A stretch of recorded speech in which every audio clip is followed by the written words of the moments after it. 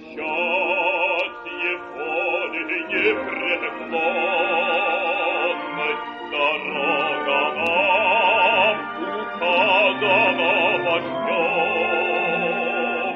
Подняв высоко красные знамена, мы коммунизм со Сталиными идем.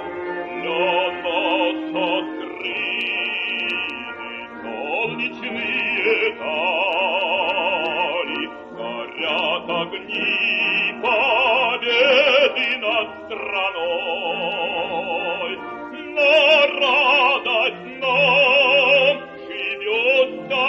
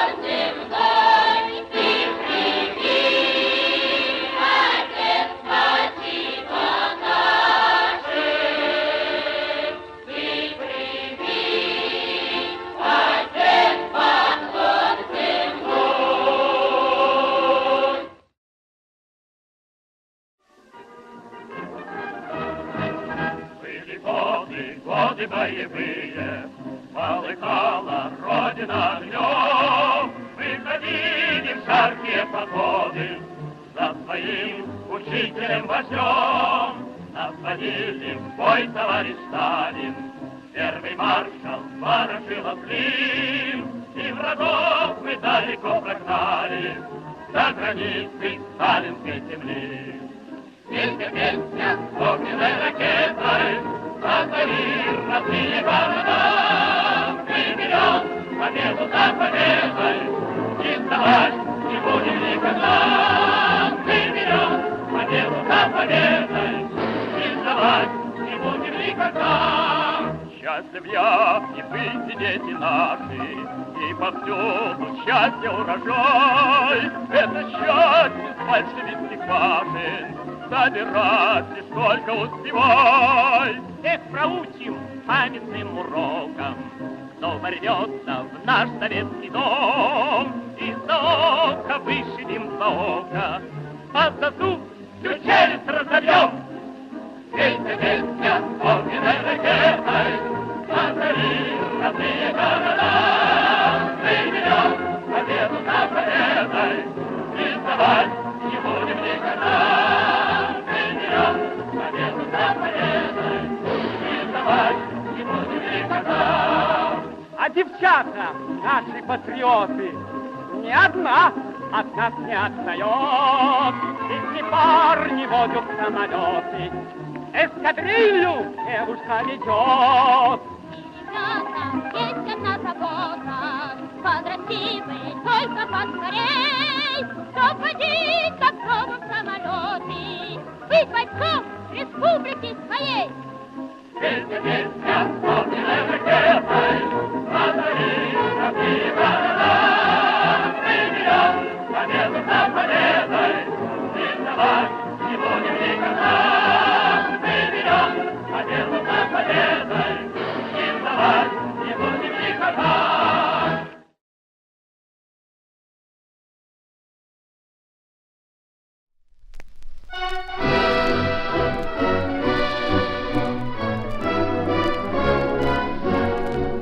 Когда в 17-м году из искр разгорелось пламя, у всех народов на виду поднялось ленинское знамя, народа твердая рука взяла под власть свободной пашни, и только памятью века остался темный день вчерашний. Коммунизм, любимый Сталин нас ведет, он дал нам счастье и свободу, он нас на подвиги зовет, великий мудрый вождь народа, он нас на подвиги зовет, великий мудрый вождь народа.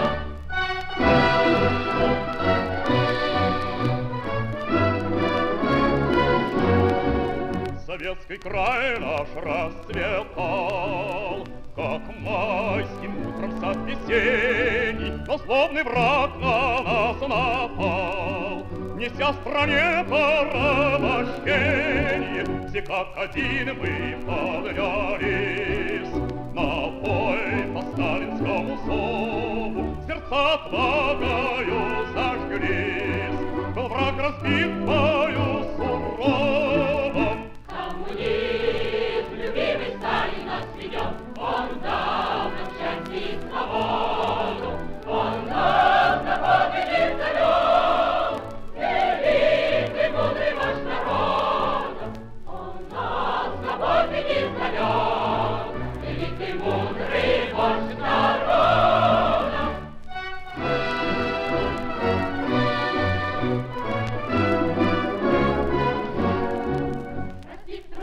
Страна весны, борьбу за мир ведешь ты смело, пути твоим побед ясны.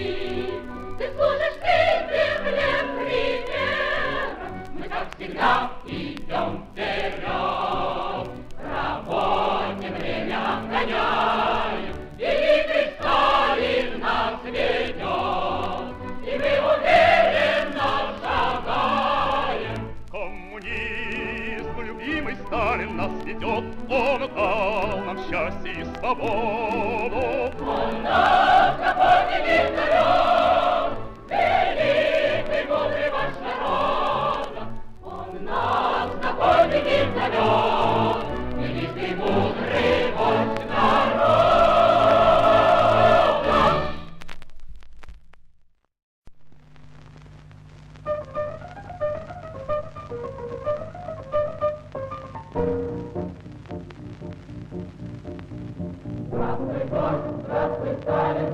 Здравствуй, наш отец родной, здравствуй, Сталин, сокол ясный.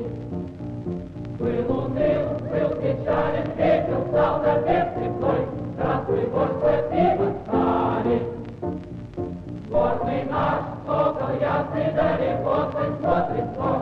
Ты нам сделал жизнь прекрасной.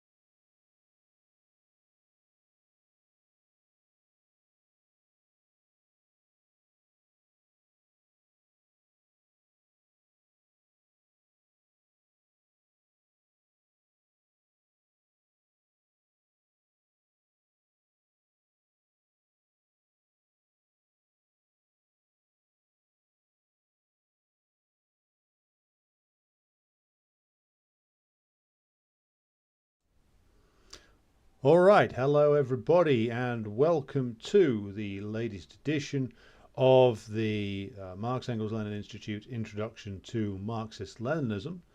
And we're going to be looking tonight at Chapter 2 in Stalin's 1907 work, Anarchism or Socialism. So, hello to everybody in the chat so far. Let me know if there are any technical difficulties. I should have eliminated the music, but you never know. Hello to James Graham, hello to Jerry, hello to Jay in Virginia, hello to Jason, hello to Jerry, who's hailing from Hampshire, and Jason, of course, who's over in Essex. Hello to Peter, hello to Red Star Betty, hello to Slava over in Chicago, hello to our friend 1916 Easter Rising, who I believe is up in the hopefully someday soon Socialist Scotland. And yes, Red Star Betty, I'm glad you liked the tunes. And hello to you in Durham. So, if we're all good to go, we will be off and running with Stalin's work in just a moment. But before I start with that, I would be remiss in my duties as a member of the Class Consciousness Project, and as somebody who's been an active trade unionist, or well, at least was an active trade unionist until fairly recently, for the best part of a decade, if I let the occasion pass without comment of a series of capitulations by British trade union leaders. Now, my comrade Jason, who's in the chat, will probably have a lot more to say, and certainly will be saying a lot more on this in the coming days. But if you're not aware, if you're tuning in from the United States or elsewhere, there was last year a series of very high-profile strikes that caused the ruling class to throw a shit fit, basically. And these were strikes by the Communication Workers Union, which represents postal service workers and anybody who can be defined as being in the postal service, logistics, delivery services. They also represent like British Telecom. They're a merger of several different unions that were more craft-based in the past, but their principal membership base, I think I'm right in saying, is the Royal Mail, or the Post Office. And in there, they are quite a strong union, quite a well-organised union. And so they were in a big dispute over pay and conditions, which ran through last summer, as were the Rail, Maritime and Transport Union, the RMT, as were ASLEF, the Train Drivers Union, and there was, of course, the growing discontent within the National Health Service, which included strike ballots, which turned into actual strikes from the Royal College of Nursing, which of course has a track record of being very unmilitant, exactly the opposite. The clue is in the name, Royal College of Nursing. So when this was going on towards the middle of summer last year, I was visiting picket lines of both postal service workers and railway workers, and there was a real feeling at the time amongst many that this was snowballing into something much bigger. And of course, you've seen over recent weeks just how little that something turned into. And I want to talk a little bit about that before we get into the Stalin book. And there is a connection, because what we're going to be talking about with regard to the work by Stalin tonight is materialism and how consciousness lags behind material conditions. Perfect examples are in play here. So if you're not aware of what's gone on, the Communication Workers Union reached what they called would be a decent settlement, which according to the more advanced layers within the CWU was nothing of the kind, settlement with the management, that is. And this was meant to address paying conditions, but again, according to the rank and file organisations within the postal service, within the CWU, it did nothing of the kind. Now bear in mind, the Royal Mail in this country, which was the state monopoly on mail delivery for a long time, got privatised 10 years ago by the government, the Conservative Liberal coalition government. Now bear in mind, what they did then was, of course, they privatised the potential profit-making arm of the service, and they kept nationalised, of course, all the losses, including the pension provisions. And that was, of course, designed to secure bidders from the private sector. Now, of course, the reason why they did that was because the private sector bidders didn't want to take on the burden of having to look after and guarantee hundreds of thousands of pensions. So the state continued to take that on. Now, at the time, I was looking at this 10 years ago now, and the union was led by a guy called Billy Hayes, who had this big reputation as a left-wing firebrand. But the CWU, to my mind, rolled over and died on privatisation in return for some very dubious so-called guarantees from the government and the new private owners, which of course turned out not to be worth the paper they were written on. And what the private owners and the government are after, and were after 10 years ago and continue to be after now, is the casualisation of the service and of course the running down of terms and conditions to as low as possible. And that is, of course, in order, they say, that they can compete with the variety of other service providers, because of course there has been a vast expansion in the private delivery services that are operating in Britain over the last 10 years. So this is all, of course, a whole bunch of garbage, and the Royal Mail's position as the dominant provider of postal services in the UK, even though it's been eroded, it's still the number one thing that most people rely on. And the company was proclaiming that they were going to go bust, and jobs would be in danger if this deal wasn't agreed to. And of course, the trade union leaders now have gone along with it. That's why they signed this, or wanted to sign this deal with the management, because they've gone along with and have agreed with the case made by the Royal Mail management that the company will be in severe danger of collapsing unless they, of course, sign this deal, which does represent fundamentally an erosion of members' terms and conditions. Now, I'm going to post a link in the chat to the Class Consciousness Project article covering this, and this was back from April of this year. And what I want to say really is less about the mechanics of the deal, because I'll recommend you read the article to get a better flavour of that, and more about, like, well, why did 75 to 76% of the CWU members who responded to the ballot to approve or decline this deal vote for it? Well, as others have pointed out, all the way through last year, the union had a degree of momentum behind it. Its strike action was building. They were building in support. They did very well getting around the anti-trade union laws by securing huge turnouts and huge majorities in favour of strike action. There was clearly a mood amongst the workers to do something, and this mood built all the way through last year. Now, at the end of last year, they cut off, the union leadership did, further strike action and said that they were getting somewhere with the negotiations, so they weren't going to call more strike action. Of course, what they did by doing that, and now it's been going on for over 6 months of no further strike action, is they completely killed all the momentum that the strikes had, and then put before the membership this shit deal, and all the messages that most members of the union would have been hearing, both from their union leader, the supposed big-time left-winger Dave Ward, and these other acolytes, and the Royal Mail management, was that, well, it's this deal or nothing. If it's not this deal, then, well, the company might go to the wall. Our union will be driven out of existence. All the scare stories that you could imagine were heaped upon the heads of Royal Mail workers. And so, given that the rank and file forces in the Communication Workers Union that were opposing this were quite small, given that the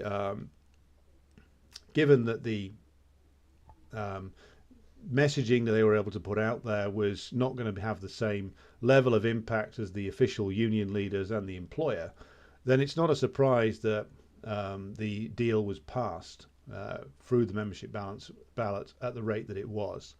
However, it is, I would say, somewhat positive that at least 25% of Royal Mail members of the union voted against it. So the question is, of course, well, why did the union leaders capitulate? And I would say it's for the same reason that they always do, which is that fundamentally, no matter how big-time a left-winger, the likes of Dave Ward or Sharon Graham in Unite, or you could substitute anybody from the American union movement who's an equivalent, no matter how big-time they proclaim themselves to be, no matter how much of a huge game they talk about being the big radical, when it comes down to it and the employers turn around and say, we're not going to give you anything, or we're going to give you this and no further, otherwise we pull the trigger and collapse the company, which I don't think was ever a risk. And yeah, Jason comments in the discussion group that the CWU leaders clearly believe that if they continue the strike, that they'd tank Royal Mail. They settled for a rotten deal and spent weeks browbeating the membership to accept. Yeah, I don't think that there was a risk of Royal Mail going bankrupt, to be honest. I think that's a threat that companies always use. And I don't think that the private sector in Britain, private sector delivery services, could have picked up the slack from the immense amount of packages and letters that Royal Mail delivers every day. So this is a gun that is held to the head of the union every single time. There's no way that the government could have allowed the biggest national delivery service to slide down the pan. But rather than a bunch of militant trade unionists running this dispute, you have a bunch of scared bureaucrats who are terrified of losing their positions. They're terrified of the government going after them personally. They're terrified of the government using the courts to sequester the union's assets. And they're much more afraid of the employer than, unfortunately, they are of their own members. And I say that quite deliberately because a union leadership should be scared of its own membership. You should be worried about your actions. If you're a union leader, you should be worried that your actions are going to trigger a huge response from the rank and file that is going to drive you from office if you sell out, which is what Dave Ward has done. Dave Ward has sold out his members, he's sold out his union for a shitty deal in order that what? That he doesn't run into trouble with the government, that he doesn't have mean things said about him in the press, that he maybe gets to sit on the red benches of the House of Lords one day. Fact is that they've capitulated. And this, again, is familiar to anybody who's been in the British trade union movement in particular. And it's familiar to me as somebody who was in a civil service trade union, PCS, 12 years ago now during a pension strike, where we saw similar things go on. The union leaders built up the mood in the rank and file of the union.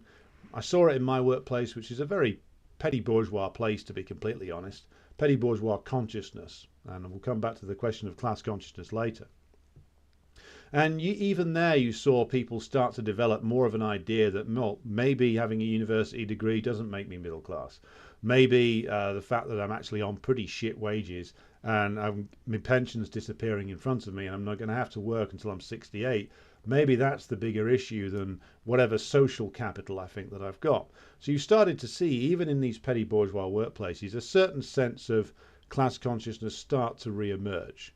And then the government put its foot down after the big strike day in November the 30th, 2011, and said basically to the union leaders, the likes of Len McCluskey, Dave Prentice and Paul Kenny from the GMB, the big public sector trade union leaders, we're going to give you this and nothing more. And if you want to go further than this, then, well, we've always got the threat of the anti-union laws we can use against you, or we'll find something. And the union leaders were faced with a choice. They could either escalate the struggle and building up a more concerted campaign of industrial action to deliver serious disruption to the operations of the British state, or they could capitulate. And guess what they chose? They chose capitulation. And again, they chose capitulation and embraced it quickly. And part of the reason why they did was because they were afraid of the rising tide of anger that was coming from the rank and file, and they had a shared interest with the government in deflating that, in putting all those people back in their box again, because the union leaders fundamentally don't want an energized and engaged membership.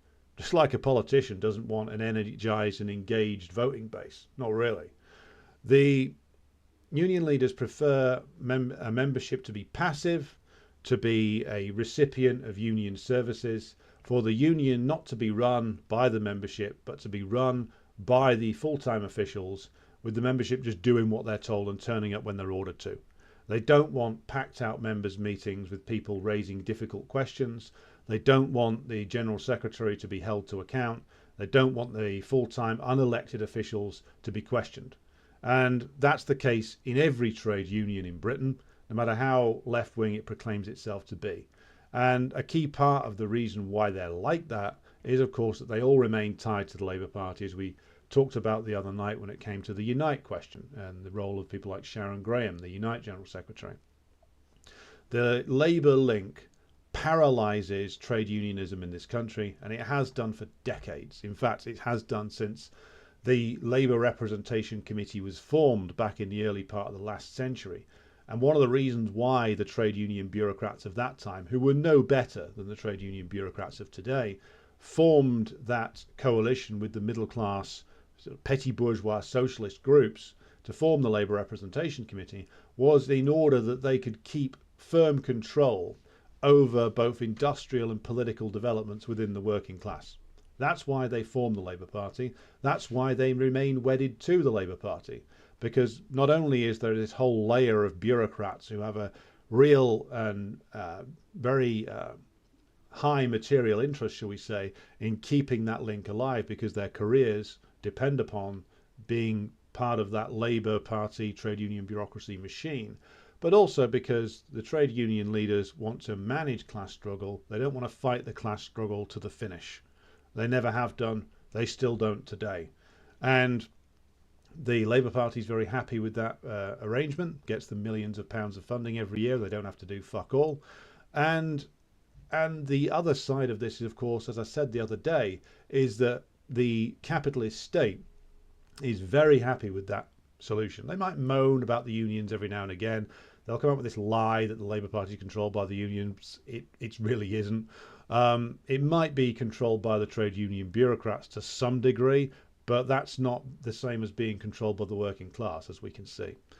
And this suits the British state down to the ground. It gives them a very practical way in which they can keep a firm grip on what kind of class struggle breaks out and what is squashed.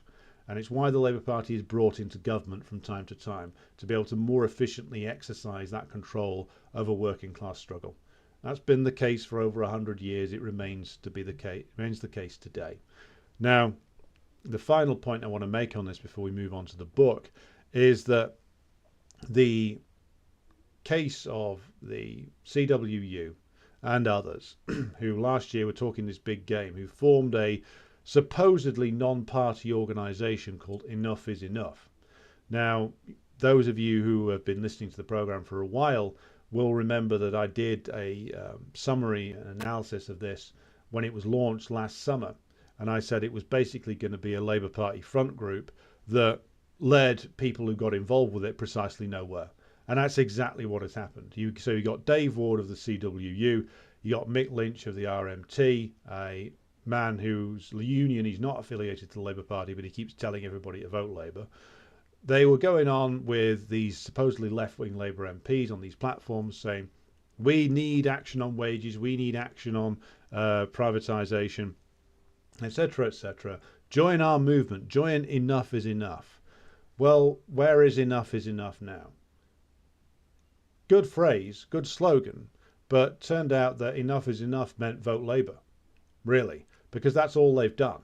Their solution, when it came down to it, wasn't even more strike action. It was a rapid surrender when the employers put their foot down, and then, oh well, now we've got to vote Labour.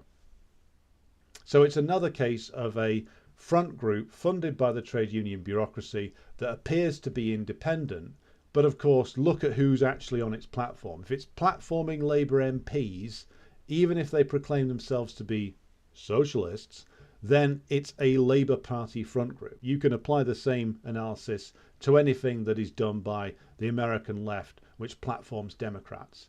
If it's platforming one of the bourgeois parties, it's a bourgeois operation, through and through, run by the trade union bureaucracy in our case. And that is all that they were seeking to do. Capture the energy that those strikes tapped into and funnel it back towards Keir Starmer's Labour Party again.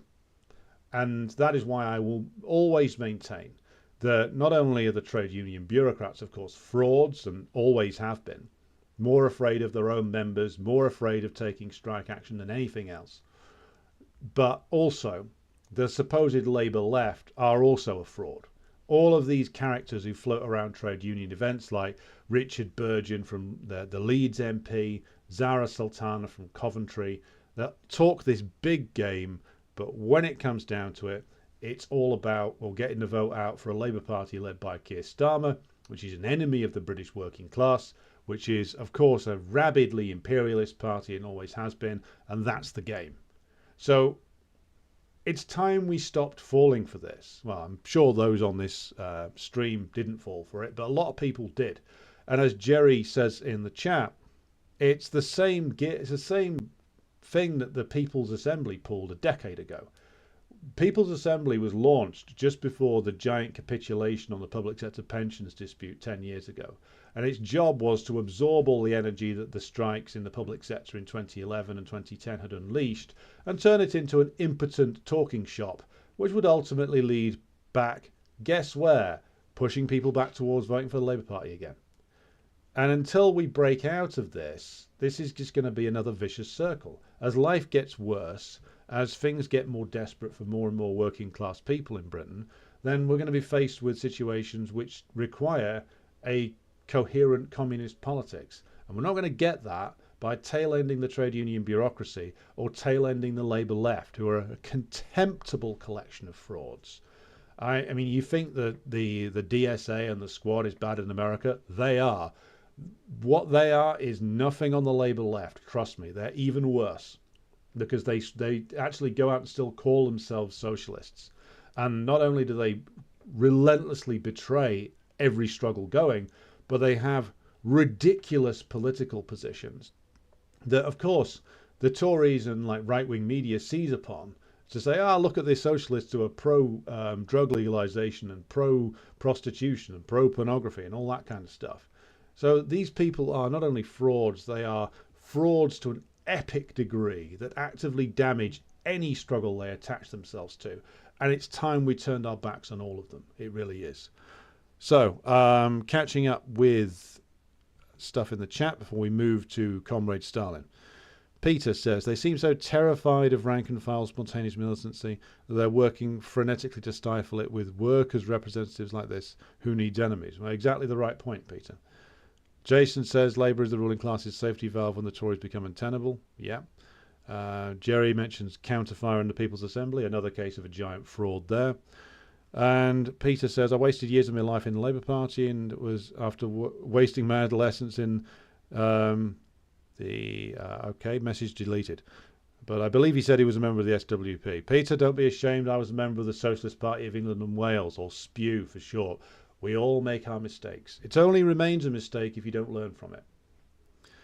And Jason says, People's Assembly is exactly the same as Enough is Enough campaign, a complete dead end which corrals people to vote Labour. Yeah. So that's where we are in Britain. Another rising tide of militancy betrayed by the trade union leaders and the Labour left. Again, until we learn that lesson, then we're going to be on this hamster wheel, a political hamster wheel, for quite a long time. So, unless there's any more questions or comments about that, I will move on. Keep an eye on the Class Consciousness Project website and Twitter account for more on this, including more, should we say, animated discussions with our friends in the alleged Communist Party of Britain, who aren't very communist, aren't much of a party, and are barely even in Britain. So, moving on then. What I'm going to do is I'm just going to call up the holding screen for a moment and then change over to the Stalin page. So if you just hang on for a moment.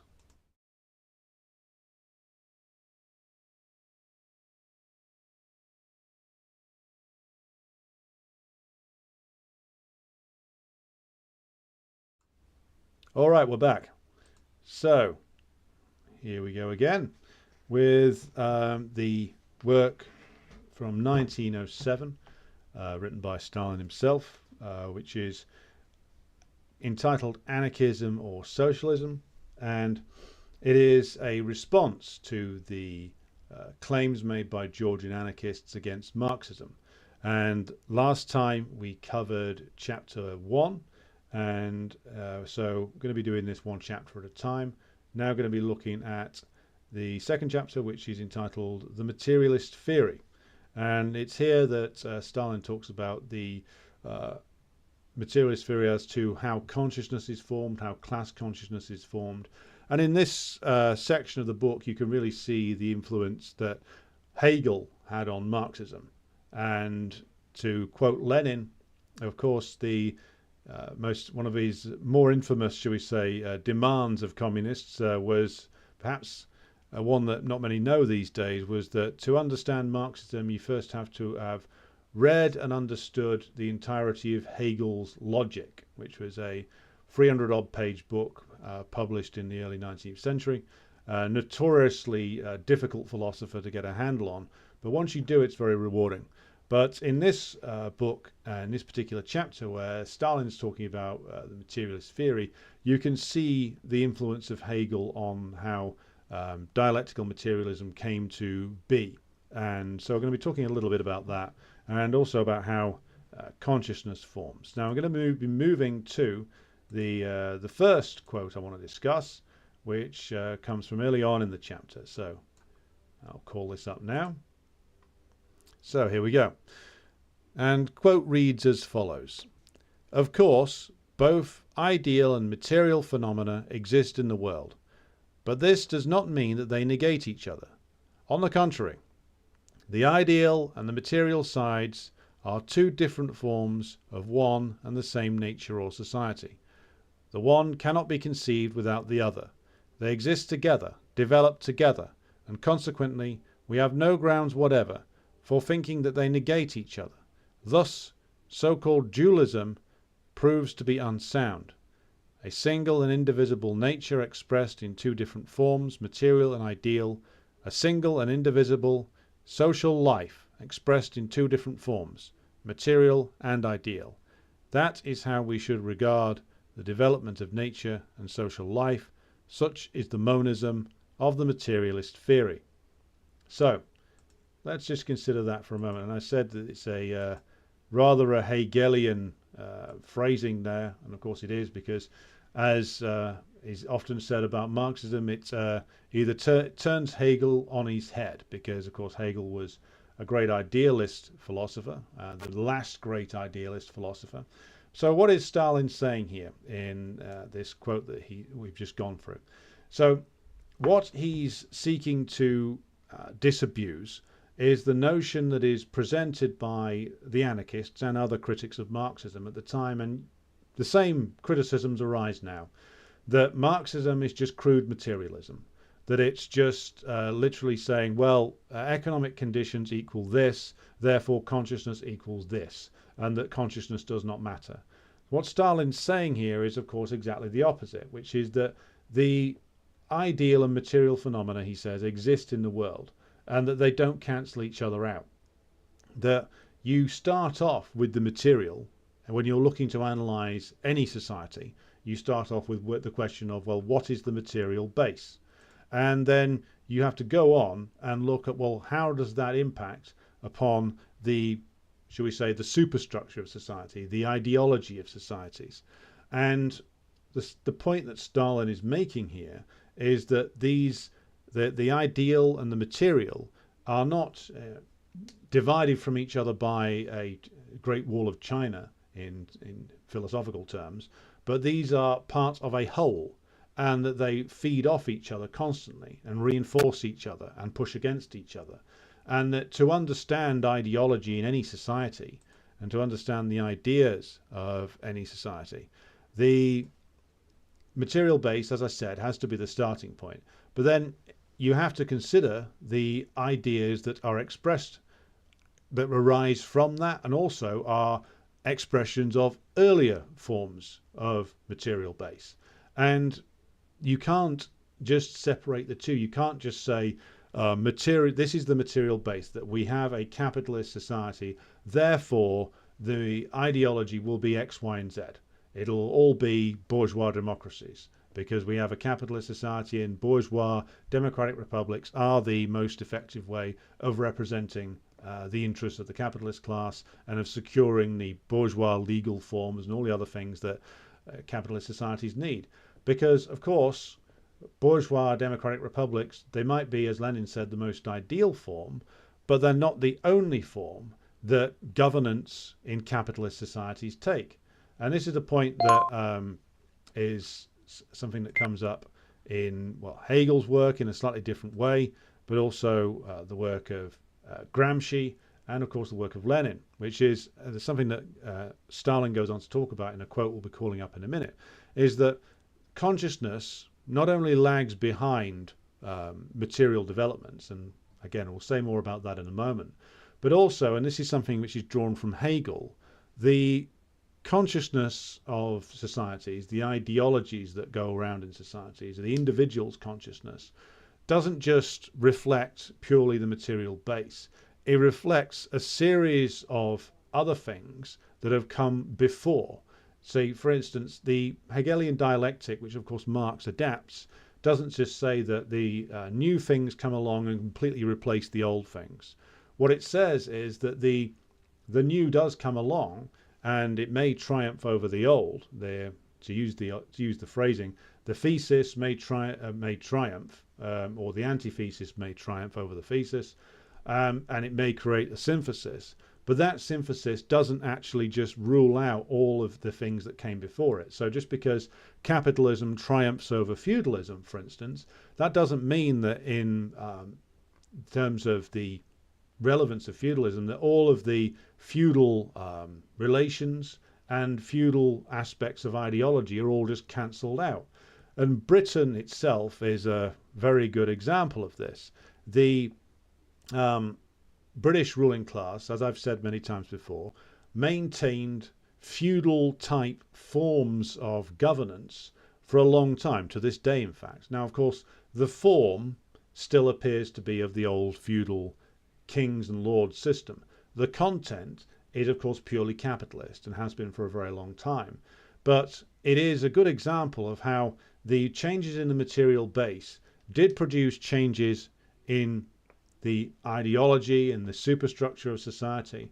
But this change, of course, represented not only the break, but also the continuity, a continuity of certain forms of government, of ideology that the British ruling class kept on.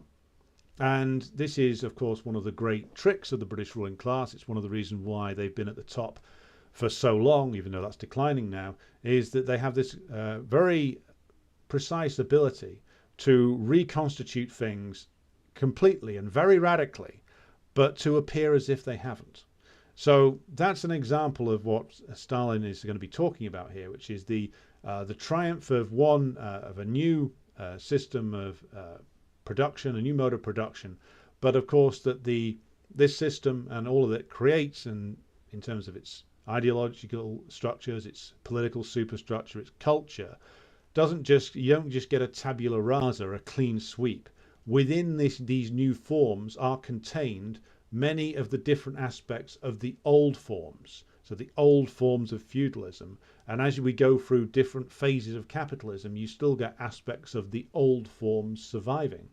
And so this is how the Marxist method, dialectical materialism, should actually be applied, and should be actually applied to understanding properly historical development. Not with the crude and ridiculous form that many of the ultra-leftists and Maoists, or so-called Maoists, hello to Zuleika, everybody, and the various different sort of characters that emerged in the 60s and 70s who declared that a revolution was a sort of sweeping clean of everything, that would year zero, to quote Pol Pot. This is, of course, anti-Marxist, as Stalin is making clear here. You do get a lot of people who get into revolutionary politics because they are vehement utopians. They believe that the big bang of a revolution can sweep the deck clear immediately of everything that has gone before. And of course, revolutions do give huge opportunities to sweep away all kinds of reactionary garbage.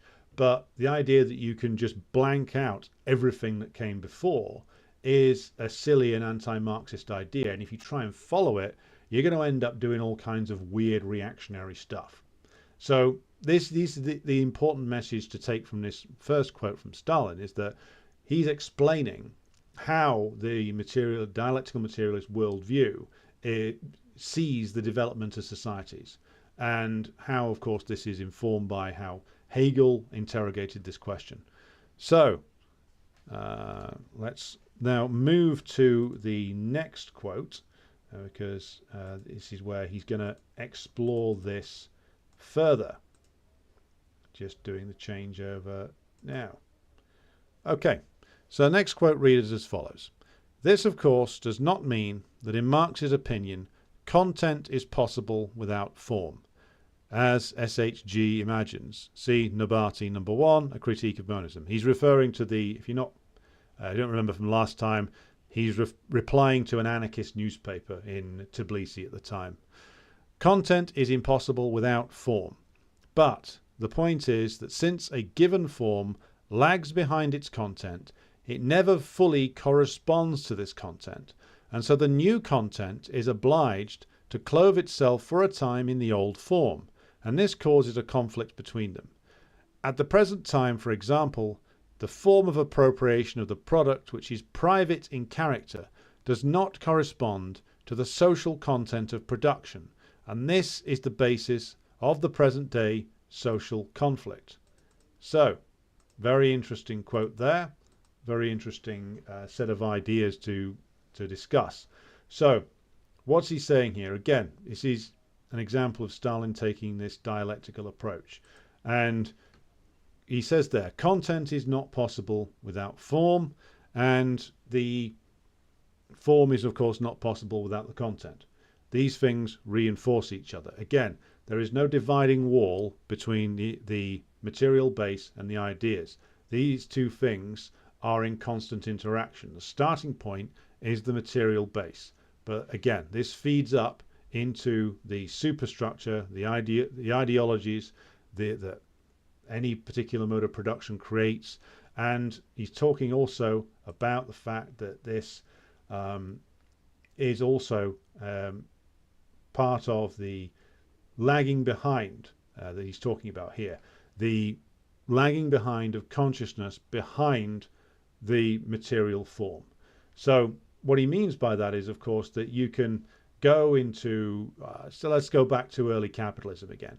You see in the development of the early 19th century industrial capitalism in Britain, these huge cities get built, this huge wave of urbanization, the cramming of people who'd lived in the countryside for many generations into these new slum-like arrangements. And of course, the consciousness of these people at first lags behind their material conditions. In their material conditions, they've become proletarians. They've been proletarianized, often in very forceful ways. But it takes a while for this to become something which the class is aware of, that these people who have been proletarianized are aware of their condition and are prepared to move into struggle and do something about it. There is a profound gap between that because, of course, first of all, you have all the chaos of urbanization. You have people being taken from one set of relations as either peasants or individual producers within the countryside or the sort of small town, rural areas, and being tossed into the mix as proletarians. Their consciousness lags behind this new mode of existence that they are in. And this takes a while for mass class struggle to emerge as a result of this lag. And the biggest lag there, as Stalin's saying, is that the appropriation of the product, i.e. the appropriation of profit and the capitalism, is private in character. So capitalist commodity production produces private appropriation of the benefits, and this, of course, does not correspond, as he says, to the social content of production. So production under capitalism is, of course, socialized, and you don't get this vast amount of commodity production that modern capitalism engages in without an enormous socialization of production. And yet the appropriation, of course, remains private. It remains private to a very small number of capitalists or a very small number of big-time shareholders. And the consciousness of the proletariat has to catch up with that eventually.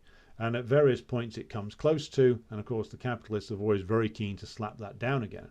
And it's one of the key roles of communists is to make the proletariat fully aware of that contradiction, that you do not get this vast industrial society with all the gigantic amount of commodities that it produces without the socialization of production, without the creation of and the sustaining of the proletariat, without the extension now of production all over the world.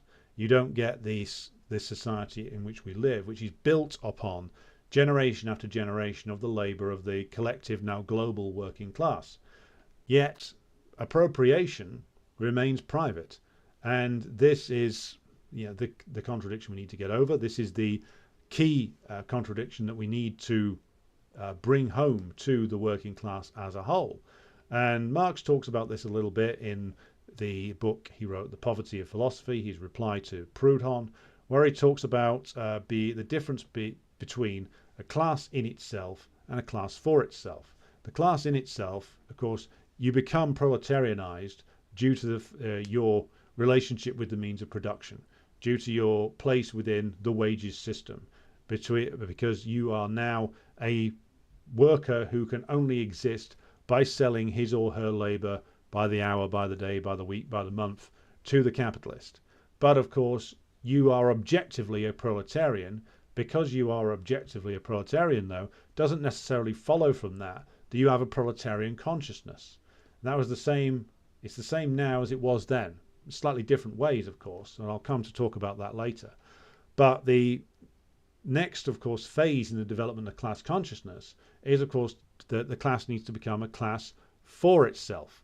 And a class for itself is a class that has become aware of its place within capitalist relations of production and is starting to go down the road of embracing class struggle as the only means of improving its material conditions. And that's the case of where the class in itself is the element of that where the consciousness is lagging behind. Because, again, we'll talk about this in the next quote, you can be in an objective situation, and because your consciousness has not caught up with that situation yet, you are still working off either an old set of assumptions or a confused set of assumptions. It takes a while for you to become aware of your class position.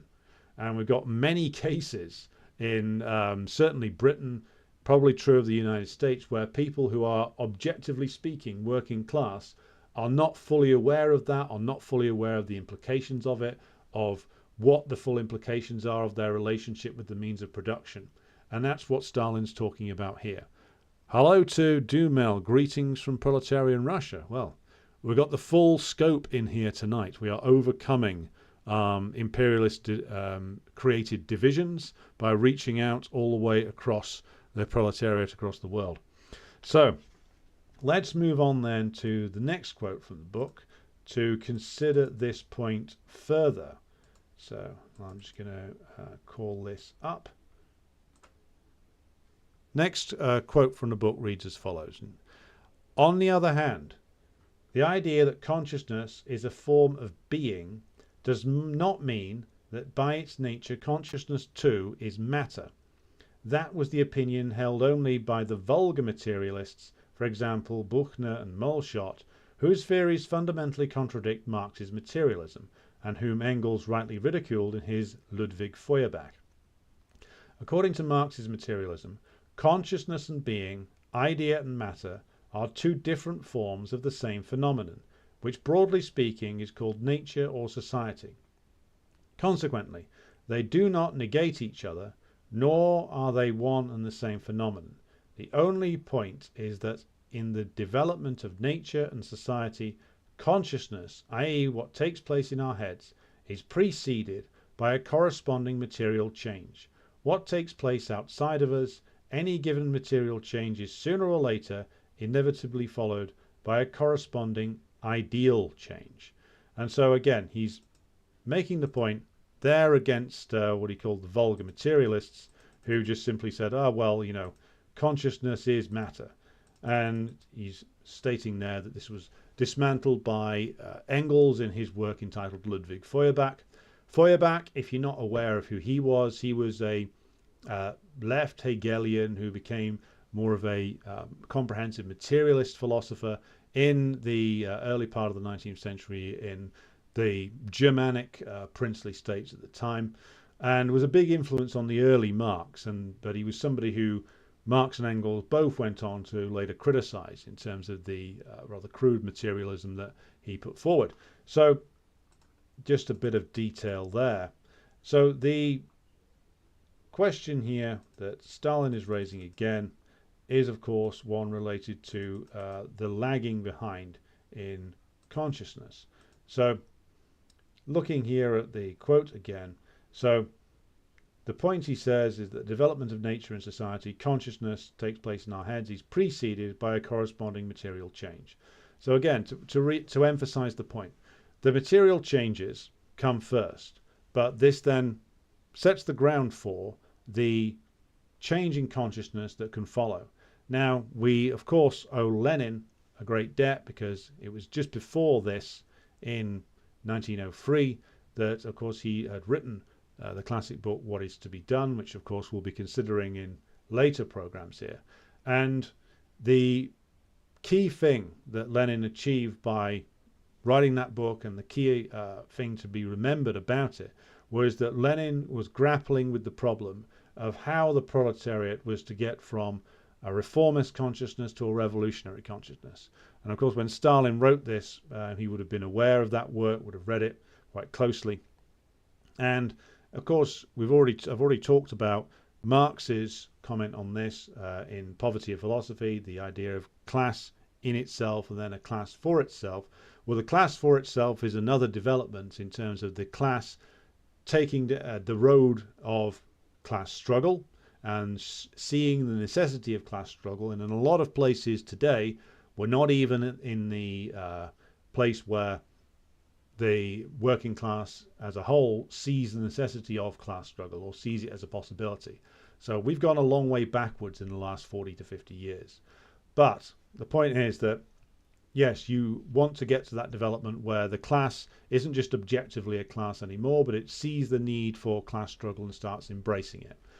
But beyond that, of course, you have to get to the next phase of consciousness, which is the need to see that the only way that the fundamental contradiction of what we've already mentioned, what Stalin says, fundamental contradiction, which is that the production is socialized but appropriation is private. And so how does the proletariat ultimately overcome that contradiction? Is it just by trade union action? Well, we've already talked about trade union action and its limitations tonight. But even in the best of times, as Marx chronicled in many other works that he wrote in the 19th century, the level of class struggle that is required for the working class to just get a tiny bit more than the minimum wage. And I'm not talking the minimum wage in a legalistic sense. What you find by reading Marx is that there's always a minimum wage under capitalism. It's what the capitalist calculates the bare minimum for the worker's existence and ability to work and ability to reproduce himself or herself in the form of the next generation of workers. That's the minimum that the capitalist is prepared to give at any given moment in time.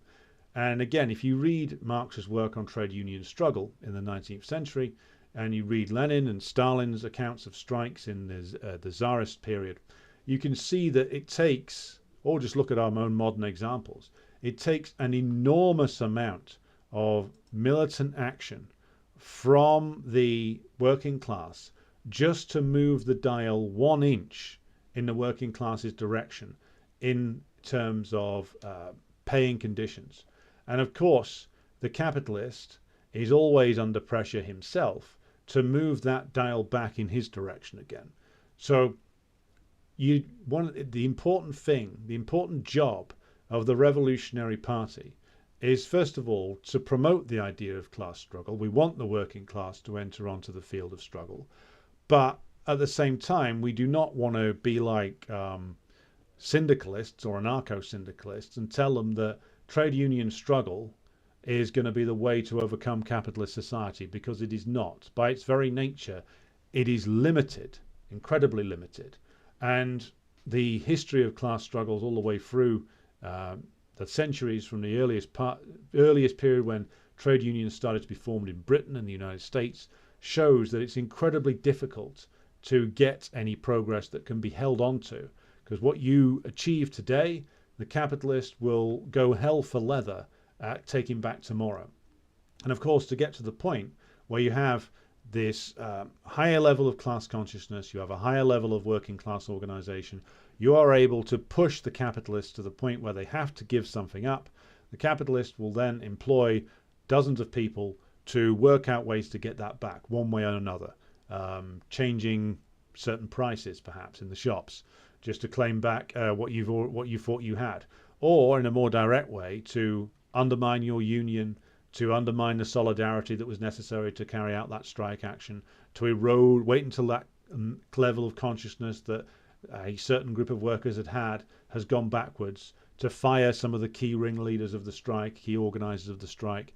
All kinds of things the capitalist can do to try and undermine the level of solidarity that would have been necessary to make that small advance, and then when he's feeling like his forces are ready, then to take that small increase back again. So the point is that we don't want to tell the working class that struggle is fundamentally pointless, because it's not. That the point of struggle isn't just merely to try and advance to a next level of wages. That's what starts workers on the road of struggle. But Lenin's point and Stalin's point is that, well, you can't just stay there. You can't just stay there saying to the workers, well, one more round of struggle, comrades. One more strike next year and we'll get that extra pound or ruble or dollar or cent or euro. And then another year, another strike, we'll get a bit more after that. Because, of course, the capitalist is working flat out to try and reclaim what he has lost. Because you can't get a rise in wages without the capitalist taking a hit on profits, fundamentally. So the point here is that to get the working class to the level of consciousness that is required for a revolution to be even on the cards, that of course takes more than just class struggle itself. That takes the intervention of the Revolutionary Party.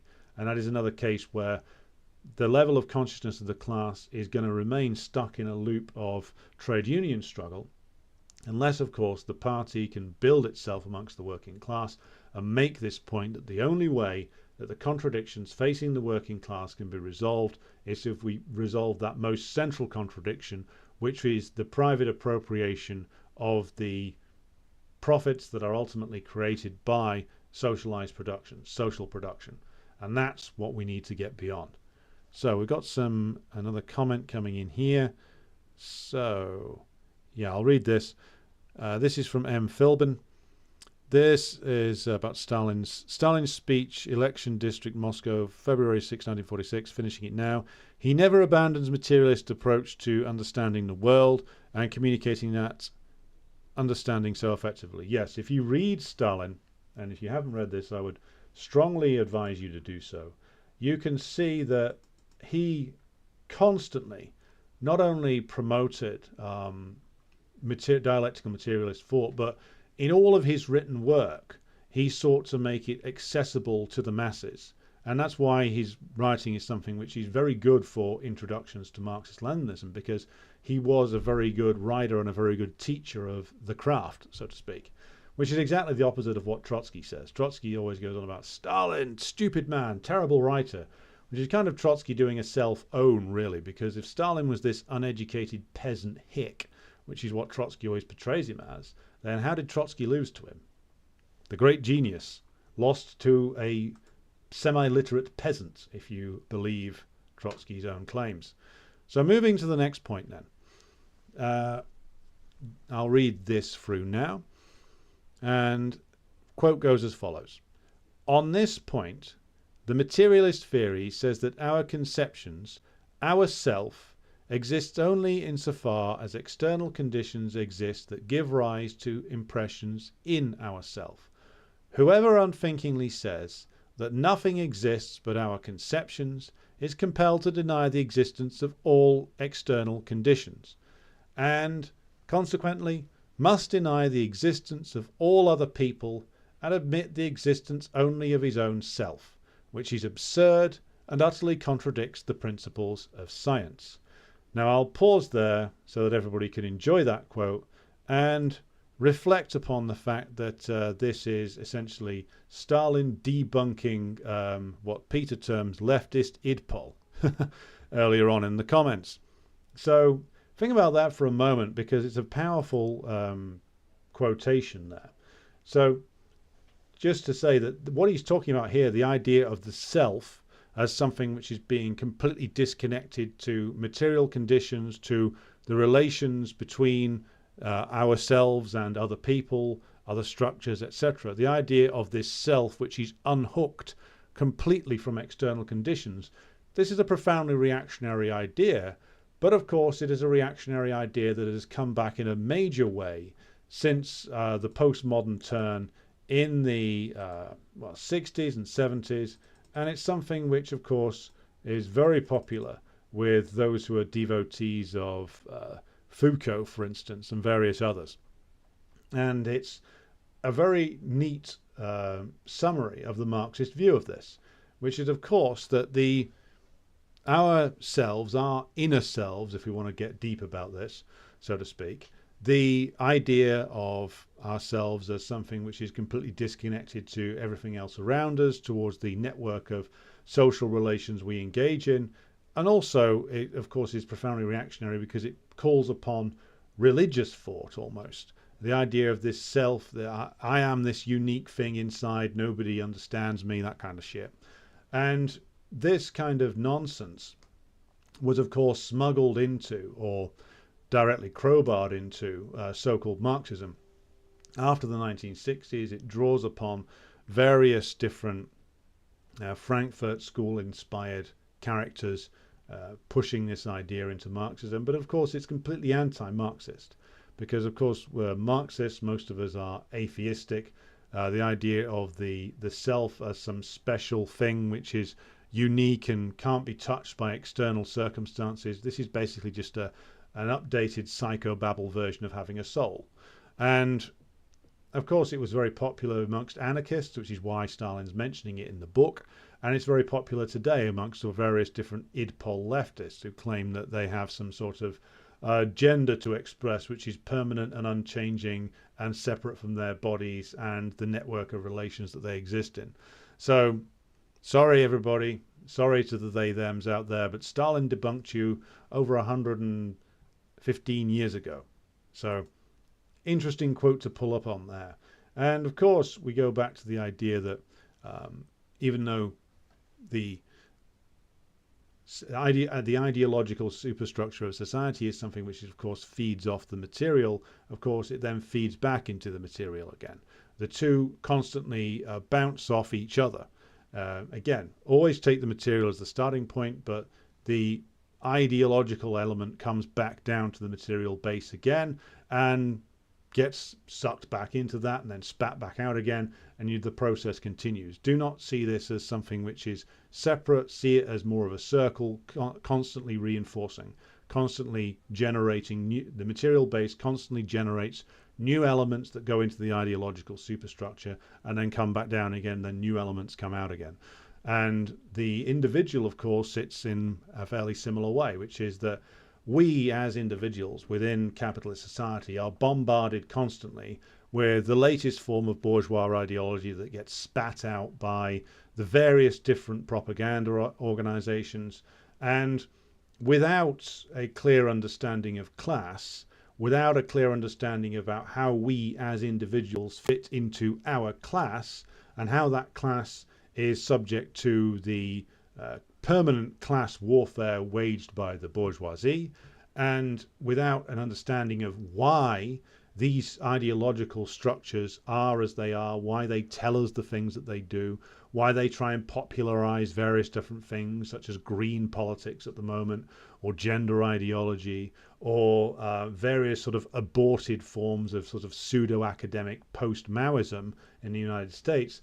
Without an understanding of how this suits the needs of capital, how this is generated from the material base of society, and where your place within this is, it is very easy for the individual, if not part of a communist party, if not having an acquaintance with the works of Marx, Engels, Lenin, Stalin, Mao, if not studying this constantly, to become confused, to fall into all kinds of bitter and reactionary responses, because of course the only way that the bourgeoisie provides to any proletarian as an individual to be able to understand the world around him that seems to be baffling and strange and filled with this utter obscenity quite a lot of the time, the only means that are available to you quite a lot of the time is that the bourgeoisie, of course, has available to you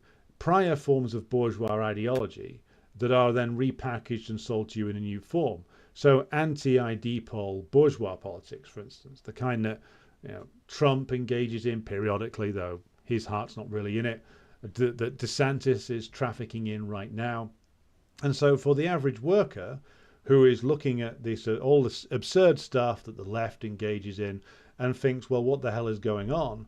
Well, unless he is able to find a communist party that can actually properly help him properly analyze this situation and understand it, and understand how this is produced by a particularly decaying and rotting form of capitalism, then the only other outlet that he has in terms of being able to understand this and being able to find information on why this is being pushed, well, it's all like right-wing reactionary stuff, again, prior forms of bourgeois ideology that make a comeback, repackaged in new forms, various different types of reactionary politics, again, older forms of bourgeois ideology such as like state-sanctioned Christianity, all that kind of stuff that is floating around out there right now, especially online, but also making its way into the real world as well. So again, this underlines the point about the individual's place within society and why it's so important that we have to have communist parties there that can actively work with people to develop a true Marxist understanding of why the material base generates these ideological contortions and these abominations that appear before us, and how to analyze this properly and how we get out of it. And the only answer, of course, is a communist politics, of which much more in the future. So, moving then to look at our next chosen quotation before I'll pause for questions. So, transitioning across now. So, further quotation here as follows. If the economic conditions change first and the consciousness of men undergoes a corresponding change later, it is clear that we must seek the grounds for a given ideal, not in the minds of men, not in their imaginations, but in the development of their economic conditions. Only that ideal is good and acceptable which is based on a study of economic conditions. All those ideals which ignore economic conditions not based upon their development are useless and unacceptable. So, again, is this Stalin falling for crude materialism? No.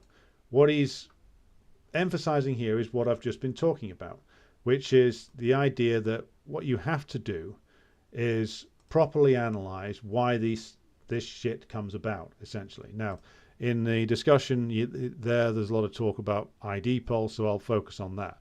So, to understand why a certain section of the bourgeois will engage in identity politics, will promote it, will promote like bastardized pseudo-Maoism, you have to understand why the ideological superstructure of American capitalism and British capitalism is engaging in all this bizarreness.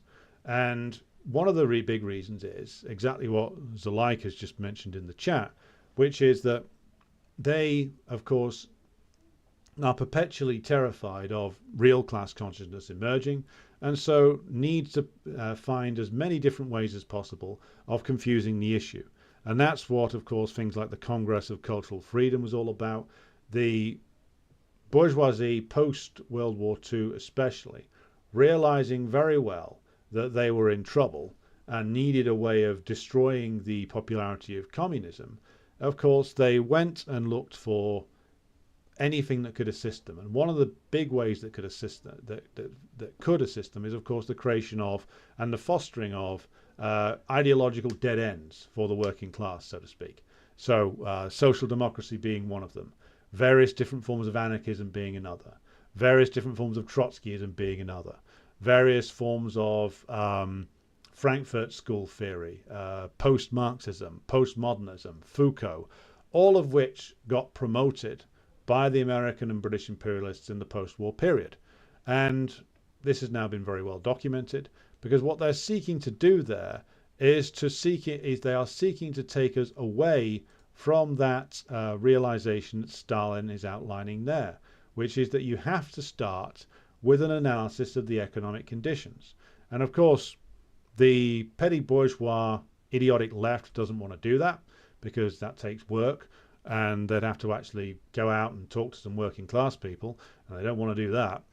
But also, the so-called culturalist right doesn't want to do that either, because if you look at like the right-wing critics of identity politics, etc., what they will often do, though some of them are being a little bit more smart about it now, but the likes of Shapiro, Ben Shapiro, people like that, is that they will decry all these heinous things going on that are within the decaying framework of modern America, and they'll never name the real actual cause. So you'll get like right-wingers fulminating about homelessness and drug addicts all over the streets, and this is what the left wants, which of course has a grain of truth in it, because that is some of what the left wants. Some of the left wants that.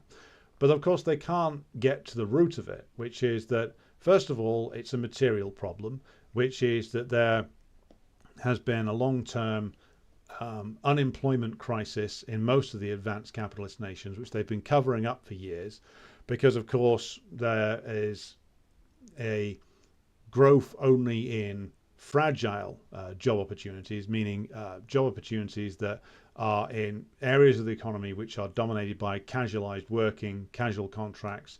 There is not as much permanent contract work as there was even 20 years ago.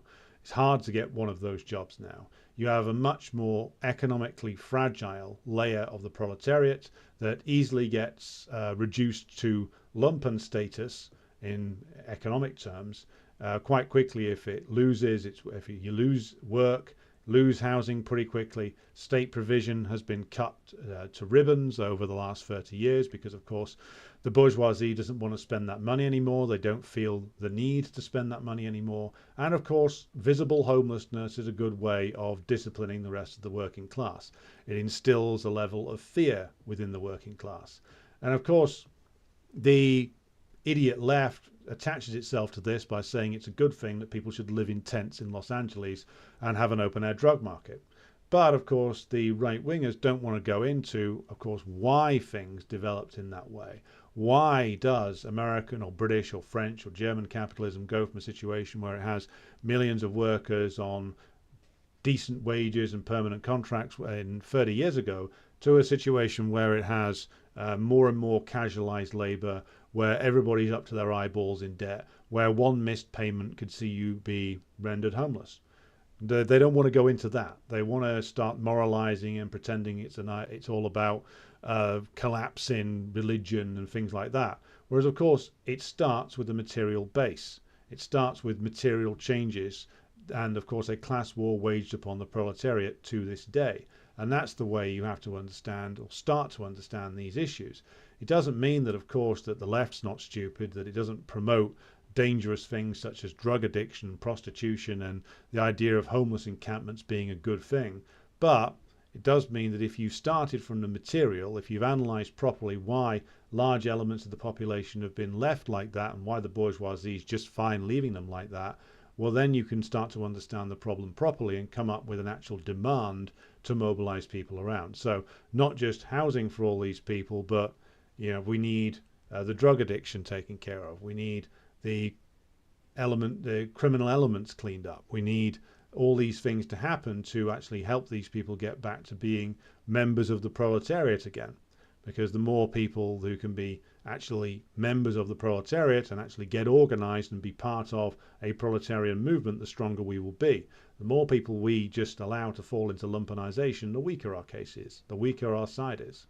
So again, you have to start off with an analysis of the conditions. And this isn't, again, Stalin's not being crude here. Soviet Marxism is often dismissed by Trotskyites and anarchists and various others. Oh, it's all crude and mechanistic. No, Stalin is, if anything, being very subtle here in his analysis. What he's constantly saying is, start with the material, then look into the ideas realm, the consciousness realm, the superstructural realm. All of this is constantly connected together.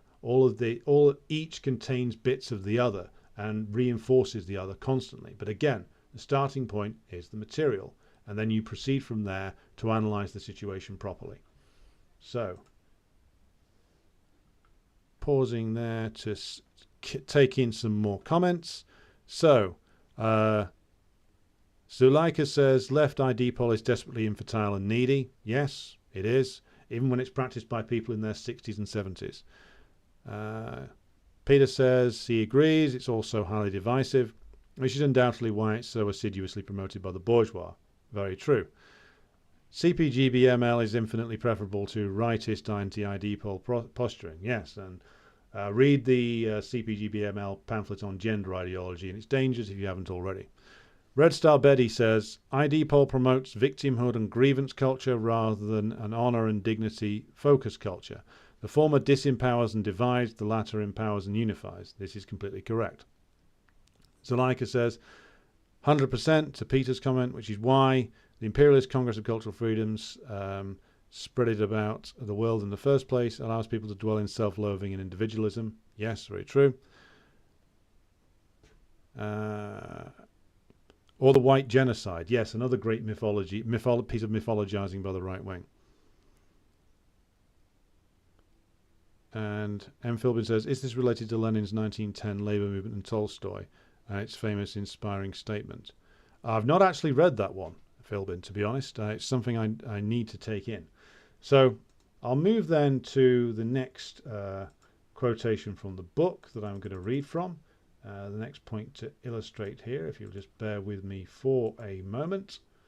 So, next quote reads as follows.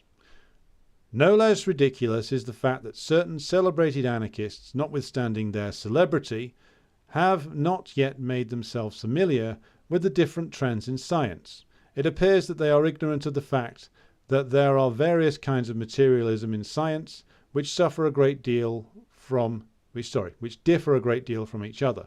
There is, for example, vulgar materialism, which denies the importance of the ideal side and the effect it has upon the material side. But there is also the so-called monistic materialism, the materialist theory of Marx, which scientifically examines the interrelation between the ideal and material sides. But the anarchists confuse these kinds of materialism, fail to see even the obvious differences between them, and at the same time affirm with great aplomb that they are regenerating science. So this is Stalin responding to a claim by the anarchists that they are refuting materialism, because what the anarchists did in the argument that they're having with the Bolsheviks at the time, and with Stalin in particular in Tbilisi, Georgia, is that they will claim that crude materialism is what Marx was putting forward. Stalin says at a different point in this chapter that they will pick out the flaws in Hegel or Ludwig Feuerbach and claim that these flaws represent Marxism. And it's a classic piece of dishonest arguing, of course. But of course, the anarchists did that then, and they continue to do it to this day. And again, to re-emphasize the point that Stalin is making all the way through this chapter here, which is that the vulgar materialism denies the importance of the ideal side, as he says there, and the effect that it has upon the material side. So again, and he compares that to what he calls monistic materialism or holistic materialism, the materialist theory of Marx. So again, keep in mind, there is never this dividing wall. Whatever is generated in the ideological sphere, of course, springs from the material, and then, of course, feeds back to the material side as well. And this is something which is often, of course, missed. It's missed in a lot of the so-called leftist responses to things like neoliberalism, for instance. It's why, as a term, I dislike the term neoliberalism, because it's something that is used by social democrats to hide the fact that, of course, neoliberalism is something which evolved out of their ideal system, which is the Keynesian welfare state, or evolved in response to it. And it's a specific set of, or it's a specific turn towards class war that the ruling class took in the middle of the 1960s.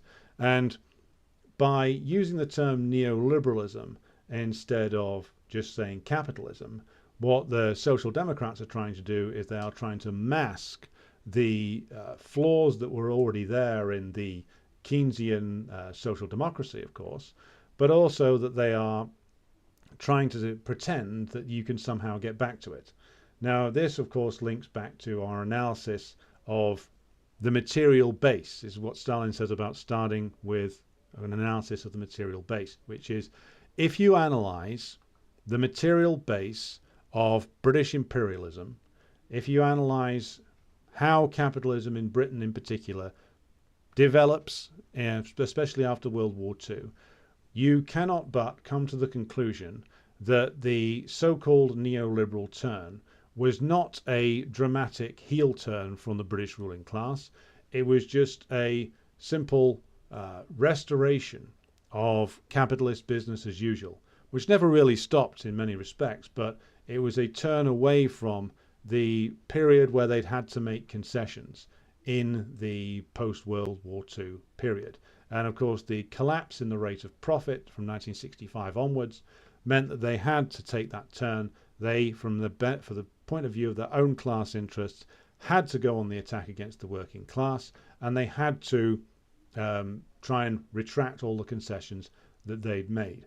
So how does this relate to what Stalin is saying here about the materialist theory of Marx? So by not analysing the changes in the material base of British capitalism, why the rate of profit collapsed in the way that it did after 1965, and what that necessitated in terms of action from the ruling class, what the social democrats, and by that I mean all of the Labour left, all of the so-called Communist Party in Britain, which is basically a bureaucratic husk, and various others who are advocates of things like MMT, and others that like to pretend that we can return to social democracy.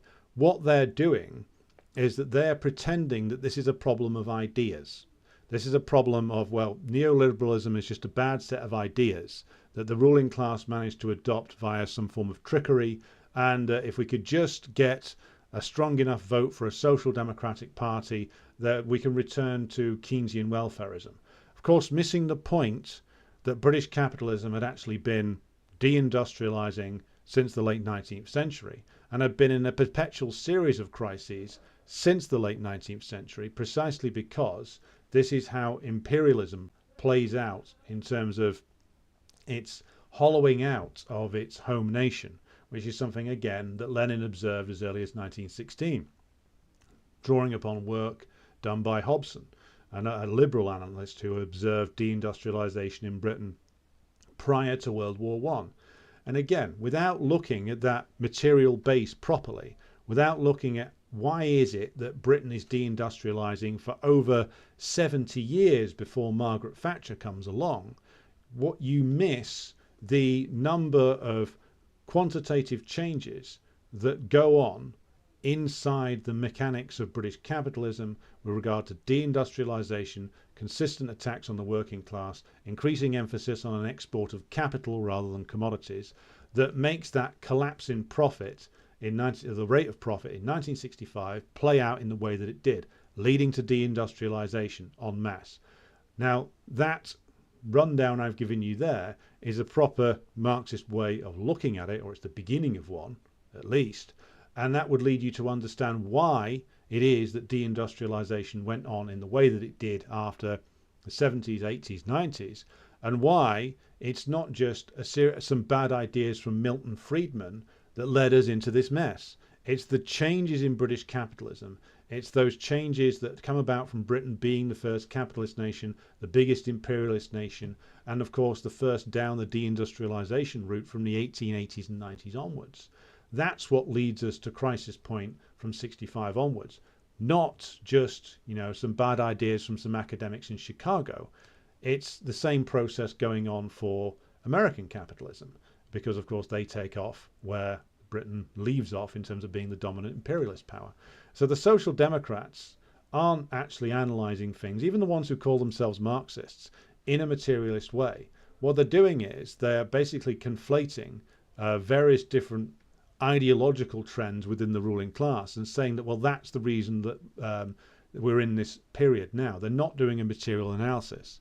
They're by pretending it's this thing called neoliberalism that is the bad element. They're ignoring why it is that the ideas of Friedman catch on with certain elements of the ruling class.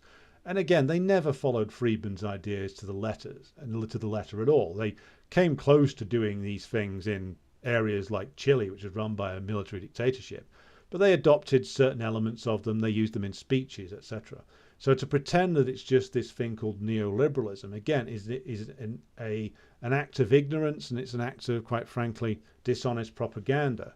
It's not starting with a material analysis of British or American or French or German capitalism.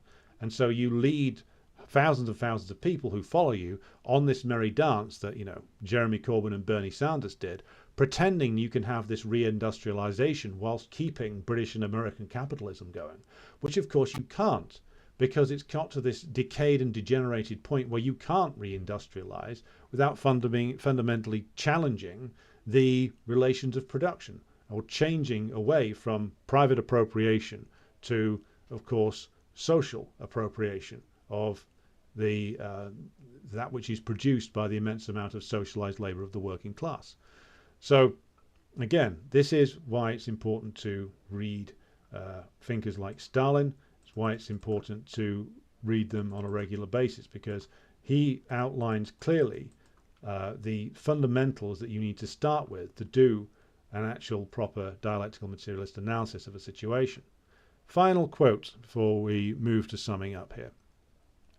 Fourthly, when did Marx depict human striving and will as a utopia and an illusion? True, Marx explained human striving and will by economic development, and when the strivings of certain armchair philosophers failed to harmonize with economic conditions, he called them utopian. But does this mean that Marx believed that human striving in general is utopian? Does this too really need explanation? Have you really not read Marx's statement that mankind always sets itself only such tasks that it can solve? i.e., that generally speaking, mankind does not pursue utopian aims. Clearly, either our critic does not know what he is talking about, or he is deliberately distorting the facts. So what is Stalin talking about here? He is, of course, talking about the perennial critique that is thrown at Marxism by various idealists, liberals, reactionaries, Mussolini, of whom more later, regarding human free will. Do Marxists believe in free will? This is, again, one of the critiques that the anarchists were throwing around at the time and still are throwing around to this point. Their idea is that, well, Marxism is this mechanistic system that believes that in historical inevitability, leaving no scope for human action, no room for free will. That's, of course, garbage. It's a completely junk way of looking at these things. And it is not, of course, what Marx wrote about. Of course, Stalin quotes one phrase from Marx there. There's the other famous one, which is, of course, that man makes his own history, but not in circumstances of his choosing. So it's perfectly possible for human striving and free will to be exercised. But, of course, what constitutes free will? What constitutes an act of free will for an individual, for any of us? Again, where we are located within this sort of nexus of bourgeois relations and bourgeois ideology, what constitutes an act of pure free will? And the answer is, well, all of what we consider to be our consciousness, to go back to the earlier quote where Stalin's talking about the self, and, well, what constitutes the self? There's no such thing as a self separated from all other relations around us. And again, this is you can see clearly the influence of Hegel within the writings of these Russian revolutionaries. So you can see it in Lenin, you can see it in Stalin. There's no such thing as an act of pure free will separated from absolutely everything else. We all have, to a certain extent, free will, but within a set of relations that we are in, within a specific context that we grow up in, every action that we take, every decision that we make comes after a literal lifetime of experience and interaction with individuals, social structures, ideas, the material base of society, and all of those interactions take us up to every decision that we make, be those large decisions or small decisions. And so, yes, the individual is free to make decisions. You are free to make any decision you like. But to quote an old, very good trade unionist, at one point in his life at least, Jimmy Reed, well, you're free to walk down and demand the most expensive thing on the menu at the Ritz if you live in capitalist society. We're all free to do that. However, you may have difficulty paying for it, and you may end up in jail for theft if you try and do so. Because in capitalism, of course, one of the things that bourgeois ideology depends upon is this idea that we're all participating in the marketplace together. But of course we're not. We're not all on an equal footing. The bourgeois ideal of equal rights under the law is, of course, just that. It's an ideal, it's not a reality. And of course, you as an individual are free to go out and try and live like a bourgeois, but you will fail because you cannot defy that economic gravity. And you will be brought back down to earth again very, very quickly, especially if you go in their restaurants and offend them. So this idea that Marxism rules out free will is incorrect. But free will does not exist outside of the structures that we are all embedded into. One of the things that the fascist sought to do under Mussolini was to posit this idea that we are all these great, heroic, square-jawed individuals marching forward, and that the only real collective that is allowed is the nation, and that we as the nation can overcome and conquer anything, and that you as an individual are not constrained by anything other than your duty to the nation. Which is why, of course, fascism, for all of its socialistic talk from every now and again that it engaged in, was perfect for the massive attacks on the working class and the mass privatizations that Mussolini and Hitler carried out. And Mussolini, in one of his fascist encyclopedia entries, claimed that Marxism ruled out heroism. Well, look at the amount of people who died or performed very heroically for the Soviet Union in the Great Patriotic War. That kind of rules that out. And by the way, Mussolini lost that one. So again, our decisions, our free will, so to speak, is will that is conditioned by all the experiences that we've gone through in our lives, our position in class society, how we have interacted with the various different problems and circumstances that arise from our position in class society. Every decision that we make is informed by this. So the idea that you have this pure free will, well, that's just a completely bourgeois idealist concept. Yes, you are free to act, but you are free to act within all these different constraints within the specific context of your life. And you can't just opt out of that. Now, that's one of the things that, of course, the reactionary forms of identity politics love to talk about, or love to promote, this idea that you as this sacred individual can burst out of the constraints that have been imposed upon you and generate a new reality for yourself. You can generate a new life for yourself, a new identity for yourself constantly, and you can somehow find your way burst through these constraints to seize this new identity for yourself. Of course, it's all nonsense. It can't take you out the material relations that you are in, that you are embedded within. It's not. You can't escape the social constraints that are upon you, the economic constraints that are upon you. And so a lot of people who get heavily invested in these radical forms of identity politics are always going to end up disappointed. Of course, though, it's not meant to satisfy you. It's meant to make you into a customer of some form or another.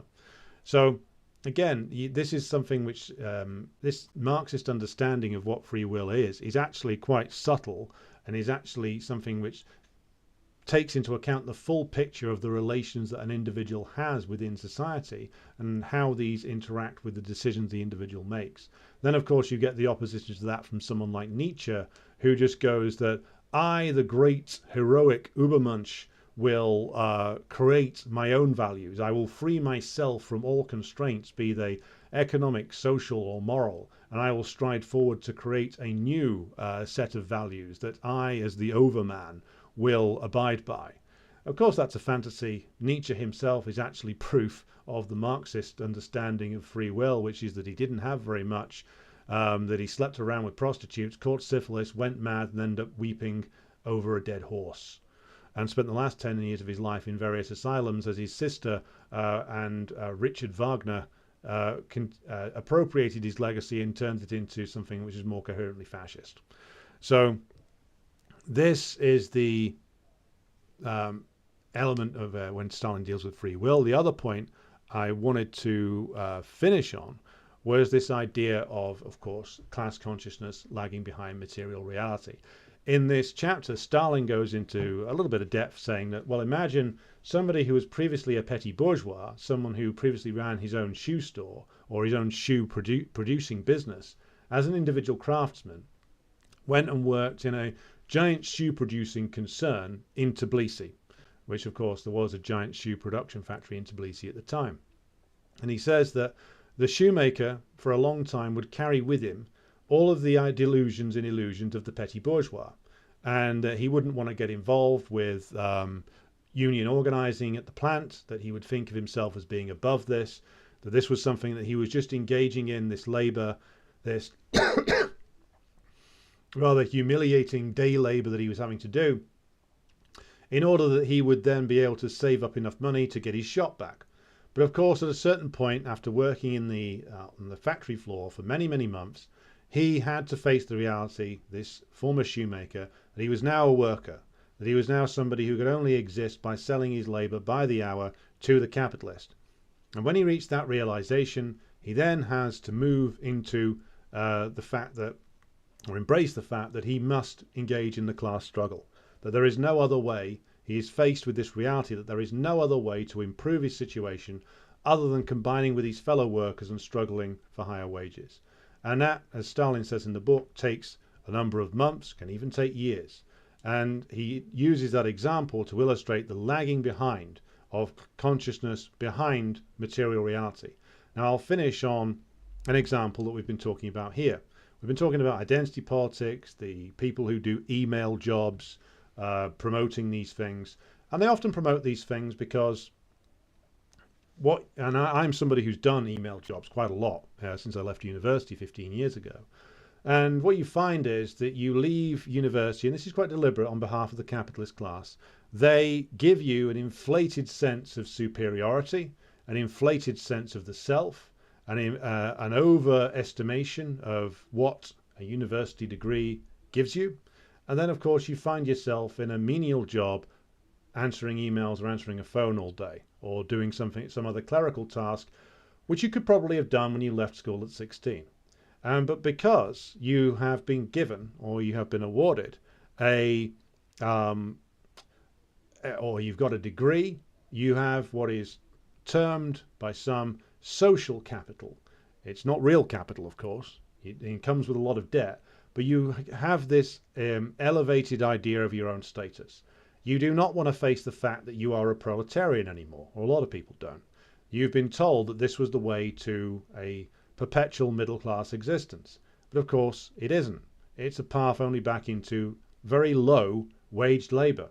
And a lot of people, millions in fact, spend a lot of time frantically trying to avoid the fact that this is their relationship with the means of production now.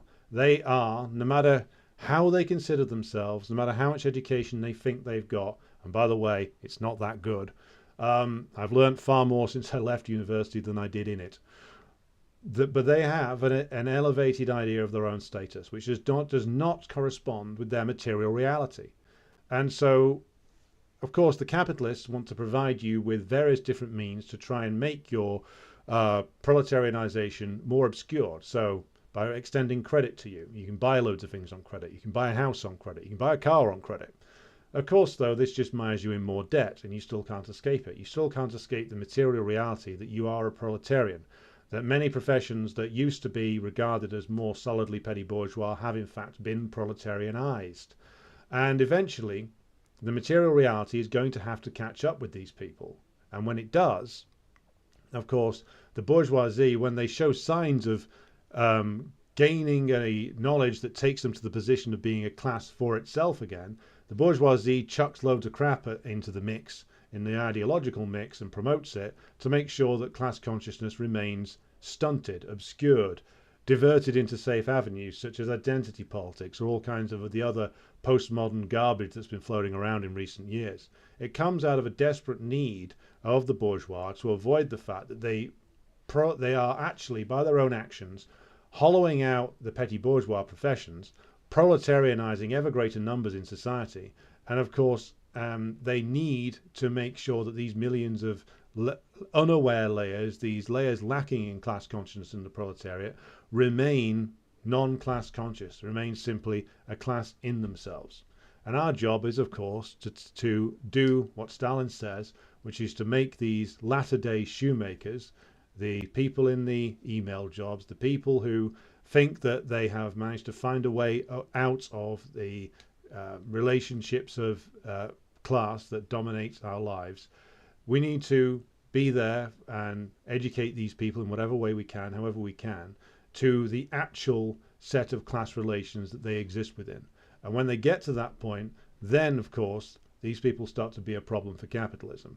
And then, of course, we can move on to embrace Lenin's eternal message from what is to be done and take that developing consciousness of people moving to being a class for itself to being our revolutionary class. And that is, of course, the ultimate objective of communists, or it certainly should be.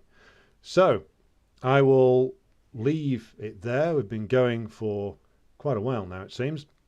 I'll catch up with the various different messages in the chat before closing off. I believe Philbin has posted the Lenin quote. Despair is typical of those who do not understand the causes of evil, see no way out, and are incapable of struggle.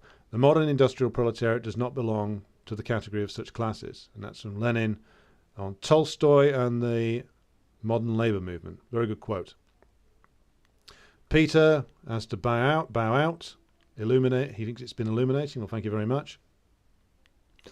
Red Star Betty says the whole white genocide thing is just as empty and fake as left ID poll trans genocide. Exactly.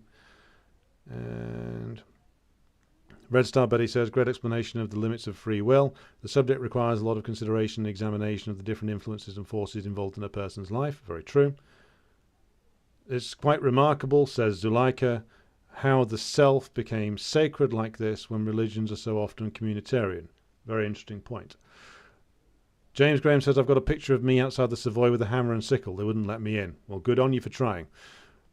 Red Star Betty says, and Ubermensch always seem to want to have an audience to flex their Ubermenscherial at, though. Funny that. Yeah, well, without an audience, what's the point for the Ubermensch? The Ubermensch these days has to have a big Twitter following. Otherwise, it doesn't count. Slava says, capitalists were so successful in brainwashing the masses to think like the bourgeoisie but being poor. Especially my generation, millennials. Yes, my generation, I belong to the older millennial section, but we all came through, and we all came through into the workplace at a moment when the logic of the 1980s and 90s of the death of class struggle, of the end of history, was the dominant narrative. So I'm not surprised that so many of our contemporaries embraced the idea that class wasn't relevant anymore, that they weren't working class, or that they were just like the bourgeois. This is what we've been told for our entire lives, and those of us who realize the reality early, well, we have to be a little bit patient with those who don't, because they've been sold a giant stack of bullshit for their entire lives, and it's going to take some severe crises to, well, shake them up out of it, basically. And the crises are coming now. So again, we need to be prepared for when that situation arises. Jerry says, a couple of years ago, before the Grand Hotel at Brighton was bombed, I called to my mate and says, come on, Paddy, we're going in here. We weren't let in. Well, I'm not surprised. Philbin says, phenomenal work as always, comrades. For what it's worth, more and more US workers are becoming aware they are not temporarily embarrassed capitalists or bourgeois. Question next is what to do about it. Excellent question, and we'll come to that next week with the final part of Stalin's 1907 work, Anarchism or Socialism. I will leave it there for tonight. So thank you to everybody for joining in and coming along. Thank you to James, Jerry, Jay, Jason, Peter, Red Star Betty, Slava, Zuleika, 1916, Easter Rising, and CJ from Chicago Workers' School. Hello again. Dumel all the way from Russia. And I think that covers everybody who's commented. Yes, thank you very much. And Philbin, of course. So, until we meet again, comrades, and that will be tomorrow with looking at the latest from the wonderful world of the, or not so wonderful world of the NATO summit. I'll be back with a summary of that. But until then, I will say thank you very much for joining me, and good night to you all.